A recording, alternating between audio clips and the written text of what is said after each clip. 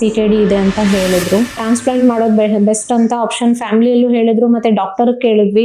So ನಾನು compare ಮಾಡಿದ್ರೆ before ಬೇರೆ ಹಾಸ್ಪಿಟಲ್ಗೆಲ್ಲ ತೋರಿಸಿದ್ರೆ, ಇಲ್ಲಿ ಡಾಕ್ಟರ್ಸ್ ಕೇಳಿದ್ರೆ ಅವ್ರು ತುಂಬಾ ಫ್ರೆಂಡ್ಲಿ ಆಗಿ ಫ್ಯಾಮಿಲಿ ತರ ಟ್ರೀಟ್ ಮಾಡೋದು, ಹೇಳೋದು, ಎಕ್ಸ್ಪ್ಲೈನ್ ಮಾಡೋದು ಎಲ್ಲ ಸರಿಯಾಗಿ ಹೇಳ್ತಿದ್ರು. ನಮ್ಮ ಮನೆ ಇರೋದು ಚಂದಾಪುರ. ಎನಿ ಹಾಸ್ಪಿಟ್ಲಿಗೆ ಬಂದಿರೋದು ನನಗೆ ಕಿಡ್ನಿ ಪ್ರಾಬ್ಲಮ್ ಇದೆ ಅಂತ ತೋರ್ಸಕ್ಕೆ ಜನವರಿಯಿಂದ ಬಂದೆ. ಜಸ್ಟ್ ಹೆಡ್ಏಕು ಮತ್ತೆ ನನಗೆ ವಾಮಿಟಿಂಗ್ ಎಲ್ಲ ಆಗ್ತಾ ಇತ್ತು ಅಂತ ಹಾಸ್ಪಿಟ್ಲಿಗೆ ತೋರ್ಸಕ್ಕೆ ಅಂತ ಹೋಗಿದ್ವಿ. ಆವಾಗ ಅಲ್ಲಿ ಬ್ಲಡ್ ಟೆಸ್ಟ್ ಎಲ್ಲ ಮಾಡಿದಾಗ CKD ಇದೆ ಅಂತ ಹೇಳಿದ್ರು. ನಂಗೆ ಕ್ರಿಯಾಟಿನಿನ್ ಜಾಸ್ತಿ ಆಗಿದ್ರು ನನಗೆ ಬಾಡಿ ಜಾಸ್ತಿ ಏನು ಸುಸ್ತ ಥರ ಏನೂ ಇರ್ತಿರ್ಲಿಲ್ಲ. ಜಸ್ಟ್ HB ಮಾತ್ರ ಇನ್ಕ್ರೀಸ್ ಆಗ್ತಾನೆ ಇರಲಿಲ್ಲ. ಸೊ ಸರ್ ಹೇಳಿದ್ರು ಟ್ರಾನ್ಸ್ಪ್ಲಾಂಟ್ ಮಾಡುವಾಗಲೂ ನಾವು ಡಯಾಲಿಸಿಸ್ ಮಾಡಲೇಬೇಕು ಅಂತ ಹೇಳಿದ್ರು.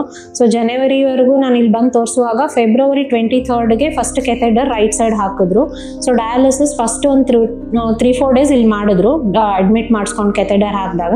ಮತ್ತೆ ನಮ್ಮ ಫ್ಯಾಮಿಲಿಯಲ್ಲೂ ಎಲ್ಲರೂ ಡಯಾಲಿಸಿಸ್ ಲೈಫ್ ಲಾಂಗ್ ಅಷ್ಟೊಂದು ಇರಲ್ಲ, ಬೆಟರ್ ಟ್ರಾನ್ಸ್ಪ್ಲಾಂಟ್ ಮಾಡೋದು ಬೆಸ್ಟ್ ಅಂತ ಆಪ್ಷನ್ ಫ್ಯಾಮಿಲಿಯಲ್ಲೂ ಹೇಳಿದ್ರು, ಮತ್ತೆ ಡಾಕ್ಟರ್ ಕೇಳಿದ್ವಿ. ಇದೇ ಚೆನ್ನಾಗಿರುತ್ತೆ, ತುಂಬಾ ಜನ ಮಾಡಿಸ್ಕೊಂಡವರು ಕೇರ್ಫುಲ್ ಆಗಿ ತಗೊಂಡು ಇಟ್ಕೊಂಡಿದ್ದಾರೆ, ಏನ್ ತೊಂದರೆ ಆಗಿಲ್ಲ ಅಂತ ಹೇಳಿದ್ರು. ನನ್ನ ಮದರ್ ಅವ್ರು ತಾವಾಗೆ ತಮ್ಮ ಸ್ವ ಇಚ್ಛೆಯಿಂದಾನೇ ಕೊಡ್ತೀನಿ ಅಂತ ಹೇಳಿದ್ರು. ಆಕ್ಚುಲಿ ಸ್ವಲ್ಪ ಪೇನ್ ಇರುತ್ತೆ. C-ಸೆಕ್ಷನ್ ಆದಾಗಲೇ ಹೆಂಗ್ ಪೇನ್ ಇರುತ್ತೆ ಅದು ನಮ್ಗೆ ಗೊತ್ತಿತ್ತು. ಬಟ್ ಮೊದಲೇ ಎಲ್ಲ ಇನ್ಫಾರ್ಮೇಶನ್ ವಿಡಿಯೋ ಕಾನ್ಸಲ್ಟಲ್ಲೆಲ್ಲ ಚೆನ್ನಾಗಿ ಹೇಳಿದ್ರು ಡಾಕ್ಟರ್ಸ್, ಯಾವ್ಯಾವ ಪ್ರೊಸೀಜರ್ ಯಾವ್ಯಾವ ಥರ ಇರುತ್ತೆ ಅಂತ. ಸೊ 2-3 ಡೇಸ್ ಸ್ವಲ್ಪ ಪೇನ್ ಇರುತ್ತೆ.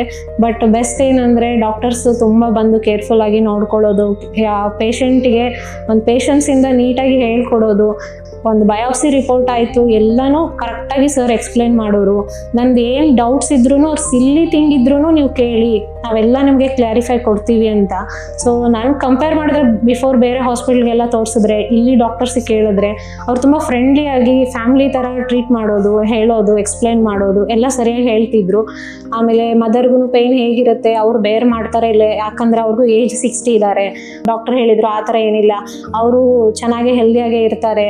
ಡಾಕ್ಟರ್ಸ್ ಅಂತ ಅಷ್ಟೇ ಅಲ್ಲ, ಎನಿ ಫುಲ್ ಹಾಸ್ಪಿಟಲ್ಗೆ ಡಾಕ್ಟರ್ಸ್ ಆಯಿತು, ಸಿಸ್ಟರ್ಸ್ ಆಯಿತು, ನರ್ಸ್ ಆಯಿತು, ಫ್ರಂಟ್ ಡೆಸ್ಕಲ್ಲಿರೋ ಎಲ್ಲ ಸ್ಟಾಫ್ ಮೆಂಬರ್ ಆಯಿತು, ಈವನ್ ನಾನು ಹಾಸ್ಪಿಟಲಲ್ಲಿ ಅಡ್ಮಿಟ್ ಆದಾಗ ಕೇರ್ ತೊಗೊಂಡಿರೋ ಸಿಸ್ಟರು, ನರ್ಸಸ್ಸು ಮತ್ತು ಎಲ್ಲರೂ ತುಂಬ ಸಪೋರ್ಟಾಗಿ ನೋಡ್ಕೊಂಡಿದ್ದಾರೆ. ಸೊ ಡಾಕ್ಟರ್ಸ್ಗೆ ಮೇನ್ ಥ್ಯಾಂಕ್ಸ್ ಹೇಳಲೇಬೇಕು.